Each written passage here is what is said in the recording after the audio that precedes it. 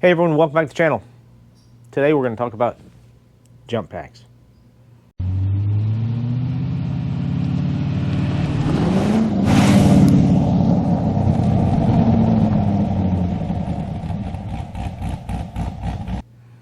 So the jump pack that I've got is the NOCO Boost. It's a NOCO Boost Plus GB40. And the reason that I want to talk about jump packs is because we have these things. A lot of times we keep them in our trunk. We don't really use them. You know, we've got them in case of an emergency type of thing. And we expect normally that it's going to be us, the mechanically inclined type, that's going to be the one using them. Well, what happens if, say, you know, your spouse or your one of your children or one of your other family members or somebody is stranded and their battery's dead and they need to use it and they've never used one of these before? Have you ever taken the time to explain to them how they work? Even on these ones that are as intuitive as they are, it's still a good idea to just take a minute and talk about how they work. And if you don't want to take time to talk about how they work, then just share this video with them. Basically, this one is a very simple to use unit. It comes with a few other things in the box, but really the important pieces are what you're going to have when you're out there and actually needing to use it to jump start a vehicle. You've got your cable clamps and your battery pack.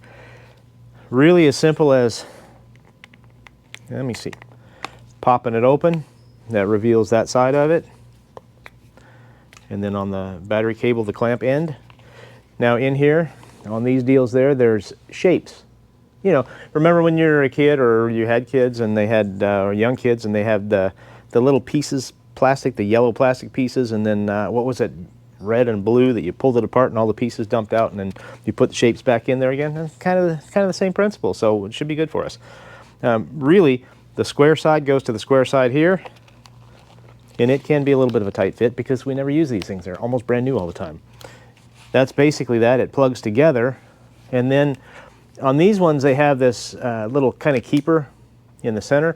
It's just this little black plastic piece. Don't throw that away. I know it's in the packaging and everything else, but it helps to keep your clamp ends together, and it keeps them, see, I'm way too close to the camera, but anyway, that's what it's for. It keeps those in the same place, so it kind of helps make them a little bit more compact, and so you pull them apart and that's the way it is.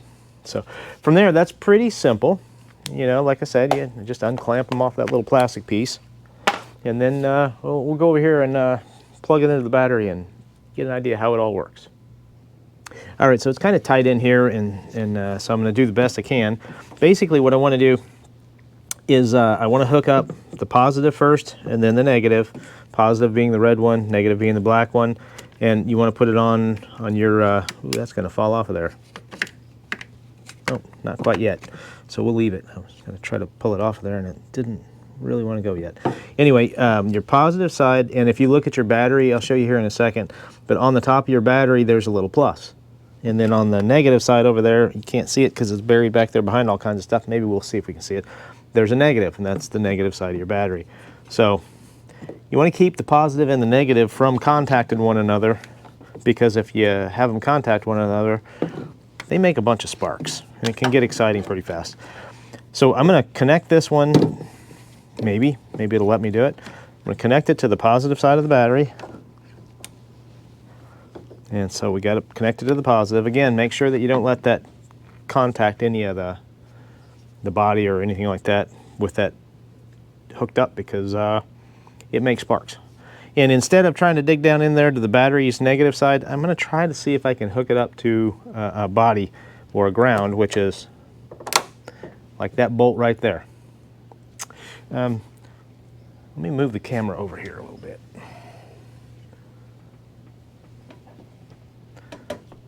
That might be a little bit better way to see things. Let's see how that goes. Can you guys see that? Yes.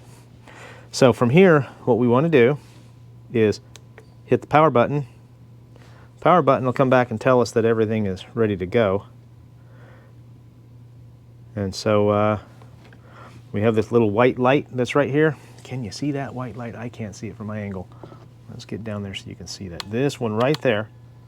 Oh, moving stuff around. Okay, I'm going to shut it off for a second, only because this is trying to tell me that it's ready to jump, and the truck is fine. I don't need to jump start it. But anyway, when you're ready to jump start or to try to start your vehicle, you hook it up, positive, negative, hit the power button, it comes on, go around and hit your key, and it'll start your vehicle. You get that white light, you're ready to go. So now I'm going to shut it off because I don't want this thing to go through conniptions and all that good stuff. You can use it as a flashlight. You have this button right here that'll turn a flashlight on and all that kind of stuff. But if your battery is below 2 volts, this won't kick in to tell it to start unless you push and hold this red button right here. Push and hold it for 3 seconds. And what it does is it bypasses all the safeties. So you want to be very, very careful when you do this. If you're not comfortable doing it, get a professional to help you out with it. If you have AAA or whatnot, call them or whoever your provider is. But don't do that unless you're comfortable doing it. It's really easy as long as your cables are hooked up the way they're supposed to be. You don't have to worry. But just so you know, that's an option for you. But don't do that one unless you really need to. Hit that button, try the key, and if it goes click, click, click, click, click still, then your battery is probably too low. Turn the key off. Push and hold that button, it'll kick on, try it again, and it should start. As soon as your vehicle starts, come back around and push that power button to shut it back off. And when you shut it off, then you disconnect your negative battery cable first, then your positive. It's always a good order to do that in, is connect your positive, then connect your negative, disconnect your negative, and then disconnect your positive. And it's all pulled apart. Once you're done with this, charge it back up. On the ends of this, let me get these cables away from there. You have a USB out, so you can use this as a power supply if you need to, like if you're stranded somewhere or whatnot. This thing you can get power to charge your cell phone and things like that. So keep in mind that that's in your car all the time, and as long as this thing is charged up, you have a readily available power supply.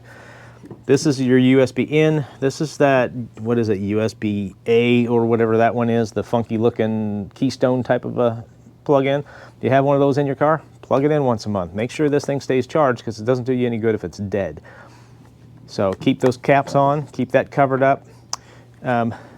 Here's the thing, having these is a fantastic idea because if you're stranded, your battery's dead, you got a way to get your car started. 9 times out of 10 when we need to use these things is when the weather's bad, whatnot, and AAA or whoever it is 4 or 5 hours away. That's the way it always seems to work, at least in my case. So keep this charged up so you have an available power supply. Well, I went ahead and pulled it apart and put the little clampy thing back in there, and so that stays nice and neat. I'll go ahead and plug this in since I turned it on and did that stuff, just to make sure that it's fully charged before it goes back in the trunk. Sorry, I got a little bit of a burp going on there. I got a Mountain Dew over here, and so kind of got those little gassy bubbles. You know what I mean.